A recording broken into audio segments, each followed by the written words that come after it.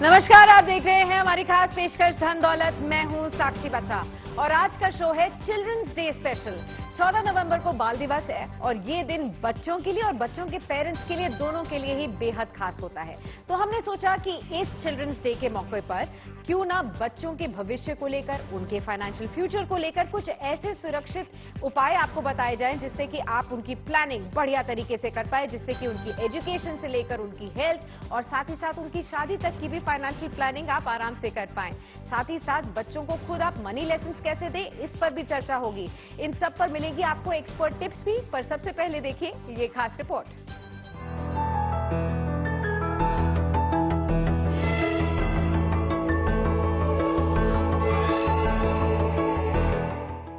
हर माता पिता की चाहत होती है कि उनके बच्चे का भविष्य सुरक्षित हो, वो अच्छी शिक्षा हासिल करे, उनके शादी ब्याह का टेंशन ना रहे, साथ ही वो स्वस्थ और बढ़िया जिंदगी जिए। यही नहीं, मुश्किल वक्त में भी उन्हें किसी के सामने हाथ न फैलाना पड़े। यही वजह है कि बच्चे के जन्म के समय से ही उनके पेरेंट्स को उनके भविष्य की चिंता सताने लगती है।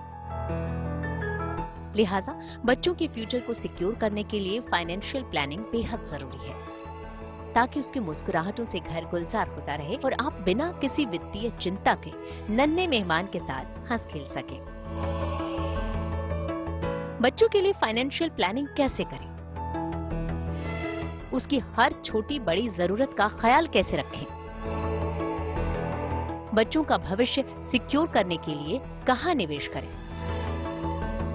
ऐसे कई सवाल हैं जो हर माता पिता के जहन में घूमता रहता होगा। बच्चे के जन्म के साथ ही घर खर्च में 10% से ज्यादा की बढ़त संभव है। शुरुआती सालों में खर्च थोड़ा कम रहता है, लेकिन जैसे जैसे बच्चा बड़ा होता है खर्च भी बढ़ता जाता है। ऐसे में बच्चे के सुरक्षित भविष्य के लिए लक्ष्य तय करें। प्लानिंग से पहले लक्ष्य और उसकी अवधि तय करें। बच्चे की शिक्षा, शादी के लिए प्लानिंग जरूरी है।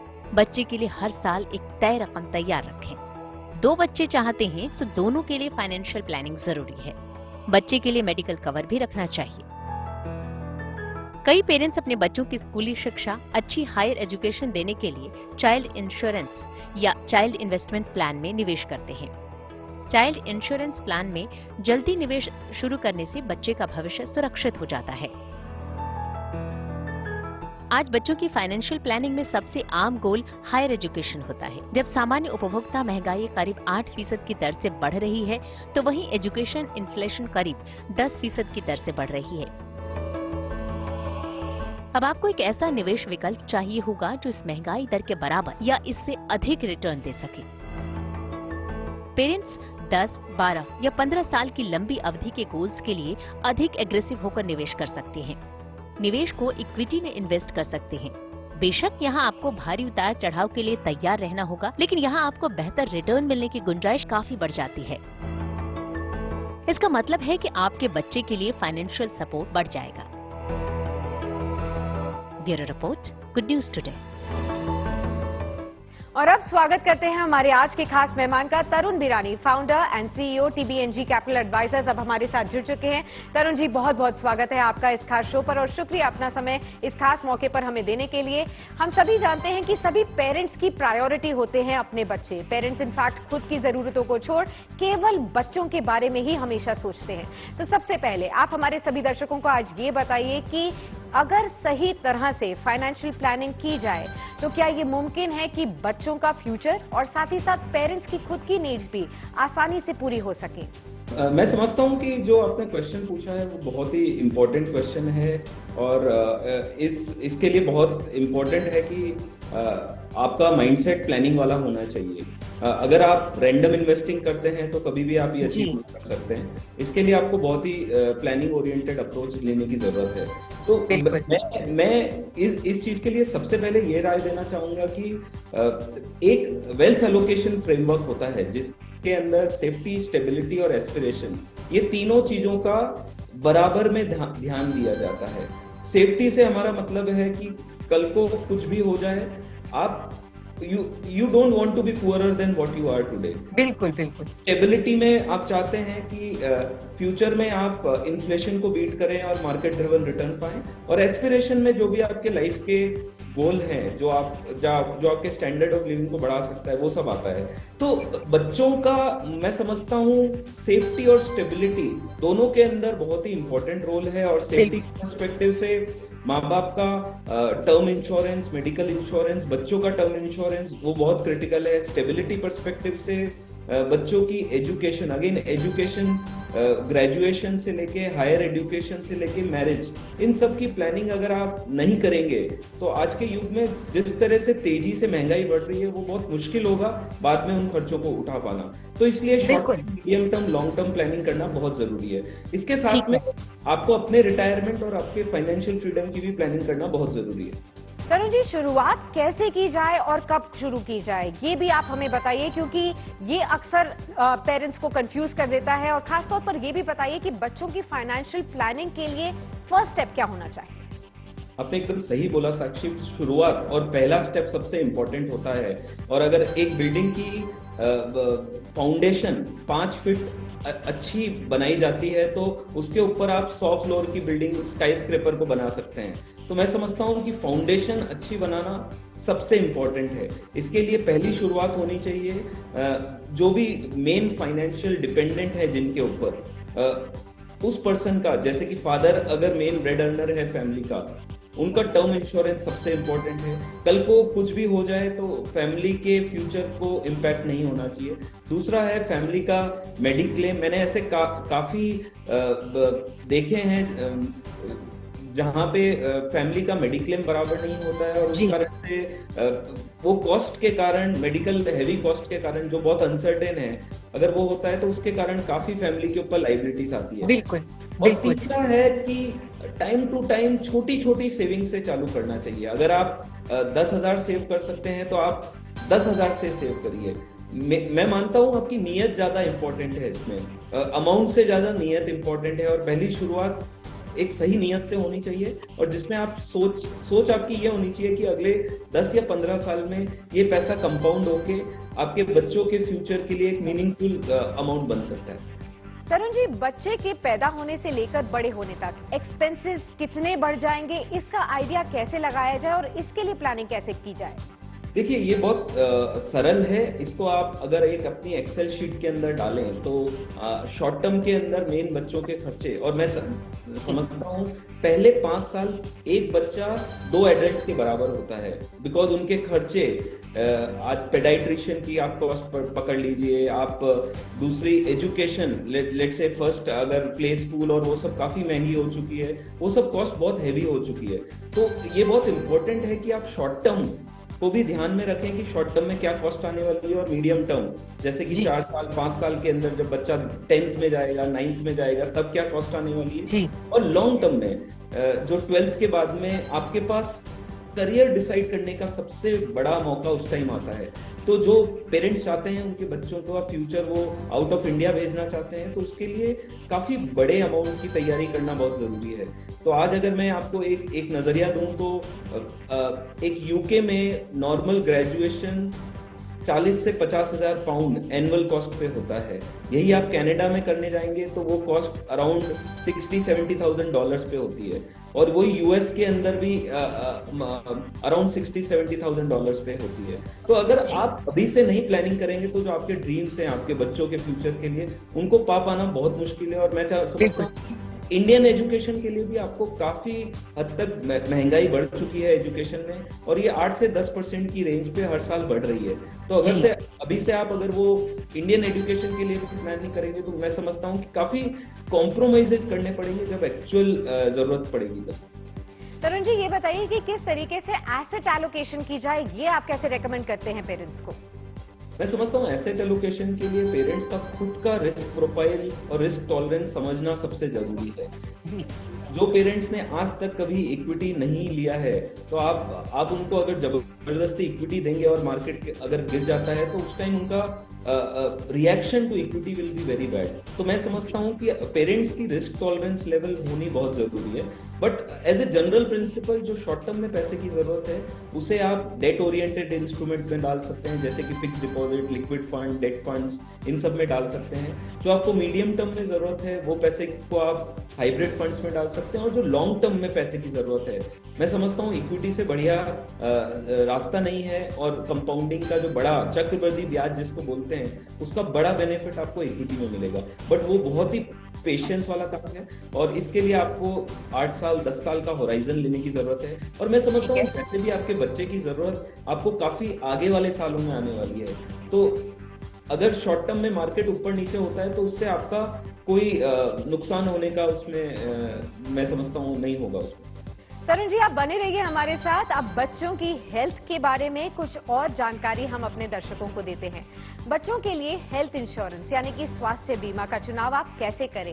अगर आप एक एक्सपेक्टिंग पेरेंट हैं तो ध्यान रखिए कि नवजात के स्वास्थ्य को लेकर ज्यादा जोखिम होता है, इसीलिए ज्यादातर बीमा कंपनियां 90 दिन के बाद ही बीमा कवर प्रोवाइड करती हैं। हालांकि अगर आपके पास मैटरनिटी इंश्योरेंस कवर है तो उसमें 90 दिन तक के लिए बच्चे को शामिल किया जा सकता है। कुछ कंपनियां ऐसी भी हैं जो कि बच्चे के जन्म के साथ ही बीमा कवर आपको मुहैया करवा देती हैं। पेरेंट्स को ऐसे ही कॉम्प्रिहेंसिव हेल्थ इंश्योरेंस प्लान्स का चुनाव करना चाहिए जिनसे वो भविष्य में अपने बच्चे के स्वास्थ्य पर आने वाले किसी भी खतरे से सफलतापूर्वक निपट सके। साथ ही छोटे परिवार के लिए फैमिली फ्लोटर प्लान बेहतर माना जाता है क्योंकि ये बच्चों के समेत परिवार के सभी सदस्यों को कवर करता है। अलग अलग प्लान्स लेने की जगह अगर आप इस एक प्लान को लेंगे तो प्रीमियम भी आपको कम देना पड़ता है और साथ ही आपको अच्छी कवरेज भी देता है। Health insurance top up coverage लेने पर भी आपको विचार जरूर करना चाहिए। साथ ही अगर आपके पास पहले से ही हेल्थ इंश्योरेंस है तो उसमें अपने बच्चे का नाम आप जरूर ऐड करवाएं।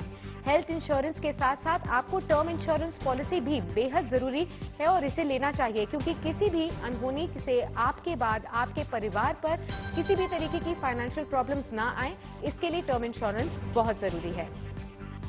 तरुण जी, बच्चों के लिए इंश्योरेंस भी क्या सेपरेटली लेनी चाहिए या फिर जो कंपनी से इंश्योरेंस मिलती है वो काफी होती है? मैं समझता हूँ कंपनी वाला लिया हुआ इंश्योरेंस कभी भी हमें नहीं देखना चाहिए क्योंकि बहुत सारे ऐसे फेज होते हैं जहां आप कंपनी जॉब छोड़ते हैं, ट्रांजिशन फेज होता है। उस पीरियड में मैंने देखा है कि अगर कोई मेडिकल इश्यू आता है तो फैमिली की पूरी रिस्क बढ़ जाती है। तो apart from your company insurance आपका एक पर्सनल मेडिक्लेम होना बहुत जरूरी है मैं समझता हूँ। और आप छोटे प्लान के अंदर अपने बच्चे को भी कवर कर सकते हैं। तरुण जी, अब जैसे हम बात कर रहे हैं बच्चों की हेल्थ नीड्स के बारे में, तो क्या हेल्थ कवर लेने के लिए अलग से प्लानिंग करने की जरूरत है, अलग से सेविंग्स करने की जरूरत है या फिर जहां पर भी आप ऑलरेडी इन्वेस्ट कर रहे हैं उन्हीं से हेल्थ कवरेज आ जाएगा? तो बच्चों की हेल्थ के लिए मैं समझता हूँ मेडिक्लेम अगर आपने बराबर लिया हुआ है, एडिक्वेट लिया हुआ है तो वो काफी है, उसके लिए आपको अलग कॉर्पस रखने की जरूरत नहीं है। बट हाँ, शॉर्ट टर्म में जो कंटीजेंसी बैलेंस होता है वो आपको कोई भी शॉर्ट टर्म मेडिकल मान लीजिए ओपीडी या फिर बड़े एक्सपेंसेस, टेस्ट और वो सब की अगर जरूरत होती है तो वो आप कवर कर सकते हैं। तरुण जी, आप बने रहिए हमारे साथ। अब बच्चों के निवेश के लिए कुछ बढ़िया ऑप्शंस जो कि मार्केट में मौजूद हैं ये भी हम आपको बता देते हैं क्योंकि बच्चों का भविष्य संवारना है तो आज ही से आपको उनके सुनहरे और सुरक्षित भविष्य के लिए निवेश की शुरुआत करनी होगी। आज हम आपको निवेश के कुछ ऐसे विकल्प बता रहे हैं जो कि आपके बच्चों की पढ़ाई से लेकर उनकी शादी तक में मददगार साबित हो सकते हैं। तो सबसे पहले बात करते हैं हम म्यूचुअल फंड्स की। म्यूचुअल फंड में आप लमसम या फिर सिस्टमैटिक इन्वेस्टमेंट प्लान के जरिए भी बच्चों के लिए निवेश शुरू कर सकते हैं। म्यूचुअल फंड में शेयर बाजार की तुलना में कम जोखिम होता है और सालाना अगर आप देखें तो औसतन रिटर्न जो होता है वो 12 से 15% मिल जाता है। साथ ही स्टॉक मार्केट्स एक और विकल्प है। अगर आप लंबे समय के निवेशक हैं और खासतौर पर शेयर बाजार में रुचि रखते हैं तो इन स्टॉक्स के जरिए भी आप निवेश कर सकते हैं। यहां हम ट्रेडिंग की बात नहीं कर रहे लेकिन लॉन्ग टर्म के निवेश की बात कर रहे हैं। हालांकि इसके लिए आपको अपने फाइनेंशियल एडवाइजर से जरूर बात करनी चाहिए। अगला ऑप्शन जो कि काफी पॉपुलर है वो है फिक्स्ड डिपॉजिट्स। निवेश का सबसे सुरक्षित और आसान इन्वेस्टमेंट का तरीका माना जाता है क्योंकि इमरजेंसी पड़ने पर आप इससे पैसा भी निकाल सकते हैं। काफी लिक्विड होता है ये ऑप्शन और बच्चे के लिए 100 रुपए से लेकर 500 रुपए के साथ भी आप इसकी शुरुआत कर सकते हैं, यानी कि बहुत ही छोटी रकम से आप शुरुआत कर सकते हैं। हालांकि आजकल के माहौल में जहां इन्फ्लेशन 7% से भी ऊपर बढ़ गया है, यहां पर कहीं ना कहीं इस ऑप्शन को इन्वेस्टर्स और एक्सपर्ट्स जो हैं वो इसे पसंद नहीं कर रहे। इसके जुड़ा ही एक और ऑप्शन है और वो है रेकरिंग डिपॉजिट का। शॉर्ट टर्म के गोल के लिए आरडी यानी कि रेकरिंग डिपॉजिट भी एक अच्छा विकल्प माना जाता है, जहां पर आप छोटी अवधि के लिए 2 से 4 साल तक के लिए एक रेकरिंग डिपॉजिट अकाउंट खोल सकते हैं। उसमें निवेश भी आपके लिए फायदेमंद साबित हो सकता है। एक और बहुत ही अच्छा विकल्प माना जाता है और वो है पीपीएफ यानी कि पब्लिक प्रोविडेंट फंड।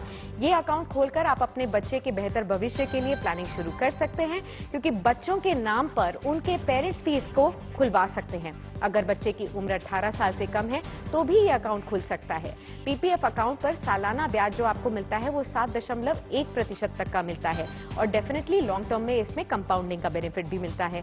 एक और विकल्प है और वो है गर्ल चाइल्ड के लिए सुकन्या समृद्धि योजना का। ये जो योजना है इसे काफी अच्छा माना जाता है, जहां पर आपको सालाना 7.6% तक का ब्याज मिलता है और इसमें महज आप 250 रुपए के साथ इस अकाउंट में इन्वेस्टमेंट की शुरुआत कर सकते हैं। सालाना आपको 1.5 लाख रुपए तक का मैक्सिमम जो लिमिट होती है वो भी आपके लिए उपलब्ध होती है। तरुण जी, अब ये बताइए कि चाइल्ड स्पेसिफिक प्लान्स बच्चों के लिए कैसे रहते हैं और इनका चुनाव पेरेंट्स को कैसे करना चाहिए?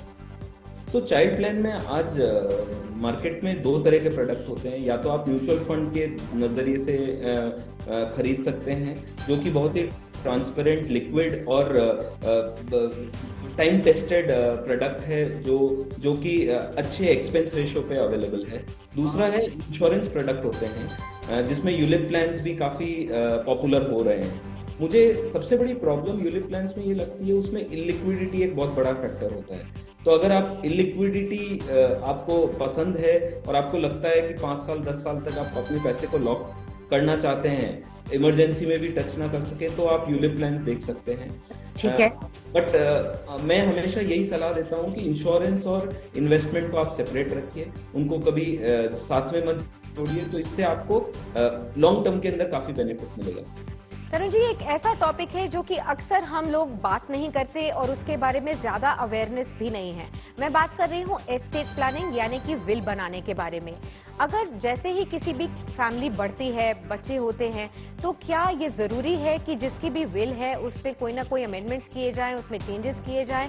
इसको कैसे अप्रोच किया जाए जैसे ही आपकी फैमिली बढ़े? ये आपने जो क्वेश्चन पूछा, ये काफी ऐसा एरिया है जिसके ऊपर काफी काम नहीं किया गया है। और मैं भारत में तो मानता हूं कि एस्टेट प्लानिंग बहुत ही लो प्रायोरिटी में गिना जाता है। तो ट्रस्ट फॉर्मेशन एक बहुत अच्छा तरीका है, जिसके अंदर जो बच्चों की जरूरतें हैं और स्पेशल चाइल्ड के केस के अंदर वो ट्रस्ट फॉर्मेशन काफी अच्छा तरीका है, जिससे आप बच्चे का फ्यूचर प्रोटेक्ट कर सकते हैं। बाकी नॉर्मल विल बनाना और विल के अंदर बेनिफिशियरी का और नॉमिनी का नाम, अगर आप बेनिफिशियरी का नाम डाल देंगे, तो ये मेरे ख्याल से हर 2-3 साल में अगर अपना विल अपडेट करते रहेंगे तो वो एक अच्छी स्टार्ट होगी। तरुण जी, अभी तक तो हमने ये बातचीत की कि पेरेंट्स को आखिरकार अपने बच्चों के भविष्य के लिए प्लानिंग कैसे करनी चाहिए और कहाँ निवेश करना चाहिए, लेकिन जब बात आती है फाइनेंशियल एजुकेशन की जो कि बच्चों को मिलनी चाहिए, इसके बारे में बताइए कि क्या सही उम्र है जब आप ये फाइनेंशियल एजुकेशन अपने बच्चों को दे सकते हैं? साक्षी, मैं समझता हूँ ये बहुत ही इंपॉर्टेंट क्वेश्चन है और अगर मैं अपने बचपन को भी देखता हूँ तो हमें पैसे के बारे में कभी बताया नहीं गया है। तो लाइफ की जो सबसे इंपॉर्टेंट चीजें होती है, जैसे कि आपका फ्यूचर, आपका लाइफ पार्टनर का सिलेक्शन या फिर आपका फाइनेंशियल मनी मैनेजमेंट, ये स्कूल और कॉलेजों में नहीं सिखाया जाता है और ये आपको अपने एक्सपीरियंस से ही सीखना पड़ता है। तो इसमें सबसे जरूरी है कि माता पिता शुरू से ध्यान रखें कि वैल्यू फॉर मनी बच्चों को आप अगर सिखाते हैं तो ये लॉन्ग टर्म में उनका एक हैबिट और कल्चर बन जाता है। तो वो माँ बाप का बहुत बच्चे माँ बाप को देखते हैं और जिस तरह से माँ बाप खर्च करते हैं, बच्चों में भी नॉर्मली उसी तरह का उनमें भी देखा जाता है कि वो भी वही फॉलो करेंगे। तो एक तो वो है, दूसरी ये चीज है कि आप टाइम टू टाइम बच्चों के लिए काफी YouTube में अगर आप देखेंगे काफी अच्छे फाइनेंशियल एजुकेशन के वीडियोस हैं। टाइम टू टाइम से आप काफी इंटरेस्टिंग बना सकते हैं और आप अपने बच्चों को कंपाउंडिंग इंटरेस्ट के बारे में, उनका छोटा सा पिगी बैंक बना के या फिर उनका एक बैंक अकाउंट डाल के और उनको टाइम टू टाइम उनके पॉकेट मनी को उस बैंक अमाउंट में इन्वेस्ट करके उनको टाइम टू टाइम उन्हें बताएं कि उनका जो पैसा है वो आज कितना बन गया है। तो इससे बच्चों में एक पैसे की वैल्यू समझ में आती है और उन्हें समझ में आता है कि जो मेरा पैसा आज 100 रुपया है, 2 साल बाद 5 साल बाद अगर वो 200 रुपया बनता है तो उन्हें अपने आप अचीवमेंट की फीलिंग आएगी और यही 200 रुपए कल को 2 करोड़ बन सकता है। तो मैं समझता हूँ ये एक बहुत ही फाउंडेशन के लिए बहुत ही इंपॉर्टेंट तरीका है। तरुण जी, अब कुछ जनता के सवालों की ओर रुख करते हैं। सबसे पहले जो हमारे पास सवाल आया है, ये स्वाति का सवाल है, ये दिल्ली से है और ये पूछ रहे हैं कि क्या पॉकेट मनी अपने बच्चों को देना एक अच्छा आइडिया है और कितना देना चाहिए, कब से शुरू करना चाहिए, इसके बारे में भी बताइए। देखिए, इसके लिए कोई रूल नहीं होता है। मैं समझता हूँ कि पॉकेट मनी देने से पहले आप अपने प्रिंसिपल्स और रूल्स, वैल्यू फॉर मनी बच्चों को पहले समझा दें कि अगर आप 100 रुपए दे रहे हैं तो उसमें से वो 10 रुपए, 20 रुपए, 30 रुपए बचाने की कोशिश करें। तो ये अगर कल्चर आप शुरू से डेवलप करते हैं तो पॉकेट मनी एक बहुत अच्छा तरीका हो सकता है सेविंग कल्चर बच्चों में इनकलकेट करने का। और मैं समझता हूँ एज अर्ली एज 6-7 साल के बच्चों से आप स्टार्ट कर सकते हैं। जी तरुण जी, अगला सवाल लेते हैं। ये नागपुर से हमारे पास सवाल आया है। मेघा का सवाल है, ये आपसे पूछ रहे हैं कि क्या बच्चों की शादी के लिए 10 से 15 साल तक के लिए गोल्ड में निवेश करना सही है? हाँ, ये एक बहुत ही इम्पोर्टेंट क्वेश्चन है और मैं समझता हूँ भारत के अंदर शादी और शादी से जुड़े हुए खर्चों का बहुत बड़ा महत्व है। तो गोल्ड एक काफी इम्पोर्टेंट और काफी सेंसिटिव टॉपिक है, मैं समझता हूँ, और बहुत जरूरी है कि शुरू से ही उसके ऊपर अगर फैमिली ध्यान दे और धीरे धीरे गोल्ड में इन्वेस्ट करे तो जब जरूरत आने पर आपको एक साथ इन्वेस्टमेंट करने की जरूरत नहीं आएगी। बिल्कुल। अगला सवाल आया है देहरादून से। ये रवि का सवाल है। वो बोल रहे हैं कि उनकी सेविंग्स हैं, साथ में एफडी, पीपीएफ, म्यूचुअल फंड्स में भी उनका निवेश है। अब इनमें से वो कैसे डिफाइन करें कि उनकी रिटायरमेंट के लिए कौन से फंड्स का पैसा जाएगा और बच्चों के लिए कौन सा रहेगा? तो ये क्वेश्चन मैं समझता हूँ टैगिंग, अपने इन्वेस्टमेंट को टैगिंग करना बहुत ही इम्पोर्टेंट है और ये टैगिंग से एक आप में फोकस आता है। और जैसे पीपीएफ है, मैं पीपीएफ हमेशा रिटायरमेंट गोल और फाइनेंशियल फ्रीडम के लिए माना जाता है कि जब आपकी उम्र 58 साल 60 साल के बाद होती है तो उसके बाद आपको एक बड़ा अमाउंट एक साथ मिलता है। तो पीपीएफ आप उसके लिए ले सकते हैं। इक्विटी आप लॉन्ग टर्म रिटायरमेंट के लिए भी यूज कर सकते हैं, बच्चों के फ्यूचर के लिए भी कर सकते हैं। म्यूचुअल फंड्स आप लॉन्ग टर्म के लिए कर सकते हैं। तो ऐसे काफी इंस्ट्रूमेंट है जैसे कि सुकन्या समृद्धि जो गर्ल्स एजुकेशन के लिए गवर्नमेंट की स्कीम है, वो भी काफी पॉपुलर स्कीम है, तो वो आप बच्चों के लिए ले सकते हैं। बच्चों के नाम पे भी, माइनर के नाम पे आप पीपीएफ अकाउंट खोल सकते हैं, जो भी आपको डेट इन्वेस्टमेंट करना है, एनपीएस इन्वेस्टमेंट किया जा सकता है। तो काफी तरीके हैं जिससे आप ये डिवाइड कर सकते हैं और टैगिंग मेरे हिसाब से बहुत इंपॉर्टेंट तरीका है जिसके थ्रू आप इन्वेस्टमेंट्स को फोकस कर सकते हैं और टाइम टू टाइम रिव्यू कर सकते हैं। साथ ही एक आखिरी सवाल ले लेते हैं। ये नेहा का सवाल आया है, रांची से है। वो पूछ रही हैं आपसे कि बच्चों की पढ़ाई के लिए कौन सी सरकारी स्कीम्स या फिर कौन से म्यूचुअल फंड्स में उनको पैसा लगाना चाहिए? तो मैं समझता हूँ सबसे सरल तरीका यही है कि आप अगर फर्स्ट टाइम इन्वेस्टर हैं तो आधा पैसा पीपीएफ में डालिए और आधा पैसा एक अच्छे इक्विटी म्यूचुअल फंड में डालिए। तो ये आपको हेल्प करेगा, पीपीएफ सेफ्टी देगा और एक इक्विटी में म्यूचुअल फंड ग्रोथ और एप्रिसिएशन देगा।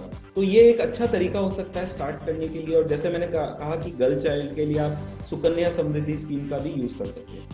धन दौलत के इस खास शो को यही समेटते हैं। बहुत बहुत शुक्रिया हमारे साथ जुड़े रहने के लिए। लेकिन अगले हफ्ते भी मुलाकात दोबारा होगी, एक नए मुद्दे को लेकर हम हाजिर होंगे। तब तक के लिए अगर आपके मन में पर्सनल फाइनेंस को लेकर कोई भी सवाल है तो आप हमें लिख भेज सकते हैं dhan.daulat@gntv.com पर।